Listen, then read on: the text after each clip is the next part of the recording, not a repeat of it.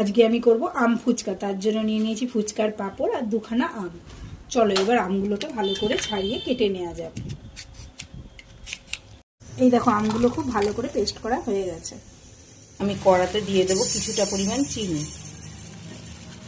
আর দিয়ে দেবো আগে থেকে করে রাখা আমের পেস্টটা, আর দিয়ে দেবো কিছুটা পরিমাণ নুন দিয়ে এটাকে ভালো করে জাল দিয়ে নেব। এই দেখো ফ্রেন্ডস, আম ফুচকার জন্য আমি একটা টক টক মিষ্টি মিষ্টি জেলি মতন আচার বানিয়ে নিয়েছি। ফুচকা ভাজার জন্য আমি দিয়ে দেবো কড়াতে তেল। এইবার আমি ফুচকাগুলো ভেজে নেব।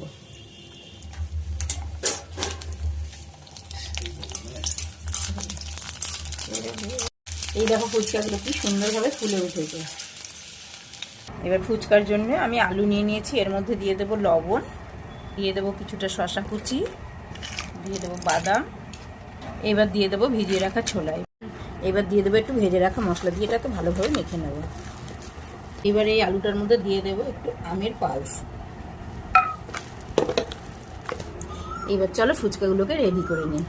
প্রথমে ফুচকাগুলোকে ভেঙে নেব, দিয়ে এর মধ্যে দিয়ে দেবো মেখে রাখা আলুটা, আর দিয়ে দেবো আমের টক ঝাল মিষ্টি এই চাটনিটা। এইভাবে আমি সব ফুচকাগুলোর মধ্যে আলু দিয়ে দেব, আর দিয়ে দেবো আমের সেই পালসটা। এইবার ওপর থেকে দিয়ে দেবো ঝুরি ভাজা,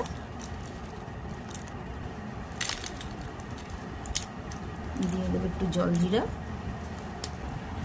দিয়ে দেবো ভেজে রাখা বাদাম, আর দিয়ে দেবো কিছু শসা কুচি। এইবার দিয়ে দেবো একটুখানি সস।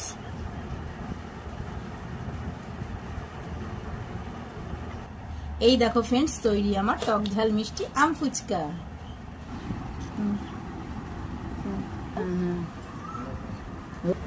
এই দেখো ফ্রেন্ডস, তৈরি আমার আম ফুচকা। তোমরা বাড়িতে ট্রাই করো, আশা করি তোমাদের খুব ভালো লাগবে।